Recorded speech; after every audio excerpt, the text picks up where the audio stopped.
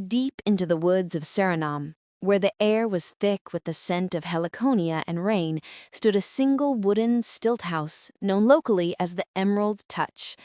This was Elara's salon. At 28, she had the practiced hands of a master stylist, but her location was the first mystery. Loggers, miners, and a transient clientele of border crossers were her only customers. They sought simple trims or shaves, never noticing how Elara's deep brown eyes seemed to catalog every fine-lined and gray hair with unnerving focus. The house itself was perpetually cool and silent, filled not only with the fragrance of floral setting sprays, but also a faint, metallic tang that Elara insisted was just her imported Brazilian keratin treatment. No one, not even the most seasoned local, knew why such a stylish, capable woman chose to live in such isolation, serving a community that valued durability over vanity. They certainly never saw her after dusk. When the last client left, Elara would secure the heavy, carved wood door, light a single kerosene lamp, and descend into the hidden, humid space beneath the floorboards. The air down there was ripe with a different smell entirely: damp earth and the sharp, electrifying scent of volatile chemicals. This was where the real work and the real secret began. Elara was not merely a stylist, she was a master pharmacognosist, and her passion was immortal beauty. Her secret lay in the rare bioluminescent Orchidaceae species found only in the deepest, most inaccessible pockets of the Surinamese rainforest. These orchids, she had learned, contained a powerful molecular compound that could potentially halt and even reverse cellular decay. The problem was their instability. Once picked, the blooms faded within minutes, and the precious compound degraded instantly into inert dust. Elara's entire salon operation was a camouflage for her meticulously engineered subfloor laboratory. Downstairs, under the rhythmic hum of a gas-powered generator, she worked feverishly, surrounded by custom-blown glass retorts and distillation coils imported via a clandestine route from Paramaribo. Her current batch was the result of 2 years of failures, a fragile amber liquid held stable only by an electrical current. She had to find a biological vector, a way to make the compound permanently viable within the human body. Every snip of hair and every shave provided Elara with samples. She studied the discarded clippings and flakes of skin under her high-powered microscope, searching for the perfect biological receptor. Time was her enemy, and the world was utterly unaware of the youth serum brewing beneath a simple salon. The pursuit of a stable serum required clinical trials, and Elara had a steady stream of aging, sun-weathered subjects who never asked questions. Her salon became her personal testing ground. She developed a series of non-toxic preparations, diluted and disguised, that she incorporated into her services. Her rainforest rejuvenation scalp massage, a favorite of the older local men, involved rubbing a slightly thickened, faintly floral oil into their scalps. This oil contained the first stable, low-concentration variant of the orchid compound, designed to be absorbed through the skin. Elara tracked their progress meticulously. A grizzled logger named Kofi, who came in every month, was her primary focus. Elara noted that the deep creases around his eyes were subtly softening, and the mottled brown spots on his hands were lightening. Changes so slow and minimal that Kofi himself attributed them to the clean living he was forced into by his remote work. The greatest risk, Elara knew, was not toxicity, but detection. Any sudden, dramatic change would expose her. The goal was gradual, undetectable perfection. She maintained her quiet, professional demeanor, accepting the meager payments, all the while knowing she was on the verge of cracking a secret that would reshape humanity, or at least her own future. The tranquility of Elara's covert operation was shattered one afternoon by the arrival of an impeccably maintained black Land Cruiser. It was wholly out of place on the muddy track. From it emerged a woman of about 50, dressed in pristine white linen, whose expensive sunglasses masked her expression. She introduced herself as Madame Zola and asked for a full consultation, a service Elara rarely offered. Zola's skin was suspiciously flawless, yet her eyes held an ancient, weary knowledge that unsettled Elara. Zola did not haggle over the outrageous price Elara quoted. "You have a delicate touch, Elara," she purred, watching the stylist in the mirror. "They say your hands can reverse time, not just set a wave." The words, spoken with a chillingly knowing cadence, felt less like flattery and more like an assessment. Elara's pulse hammered, but she kept her hands steady on the scissors. Zola then dropped the bombshell, leaning close to whisper.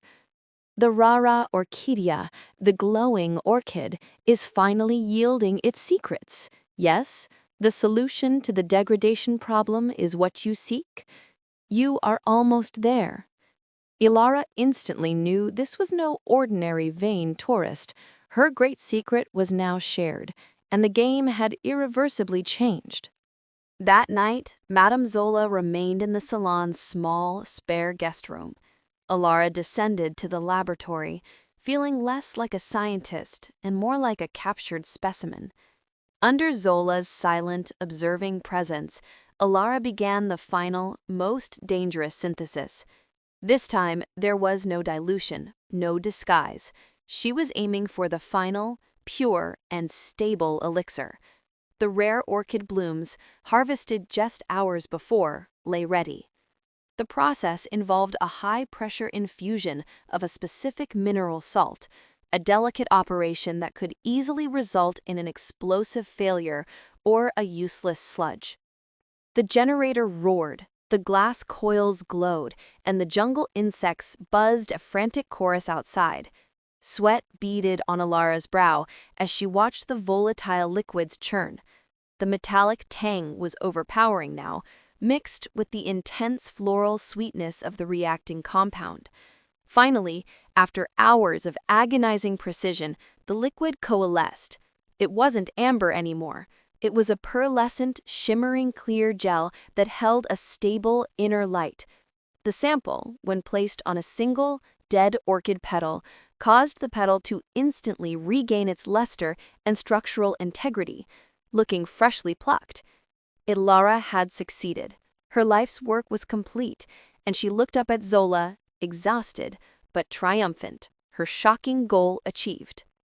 Madame Zola approached the workbench and didn't touch the shimmering serum. She simply studied Elara. "A magnificent achievement, child," Zola said, her voice dropping all pretense of civility. "But you misunderstand who this is for." The shocking truth followed. Zola was not a mere user of the serum, but a high-level agent for the Chronos Collective, an ancient, secretive organization composed of the world's most powerful, hidden figures, financiers, historians, and artists who have discreetly shaped history for centuries. Their only currency was longevity. The Salon, Elara's isolation, and the unique orchid location had not been a coincidence. They had been a supervised test. Elara hadn't chosen the woods had chosen her. The clientele of loggers and miners she'd been testing on were simply a convenient, disposable population near the collective's most guarded asset. Zola explained that Elara's personal goal of self-administered perpetual youth was insignificant. Her true value was as the chemist who could now provide the collective with an unending, stable supply. Elara realized she had successfully built the perfect product, only to lose ownership of her life's work in the exact same moment of its perfection. Elara was given a choice. Though it was presented as a promotion, she could refuse, but Zola's cold smile suggested the consequences would be severe and final. The collective needed her knowledge and her access to the rara orchidea.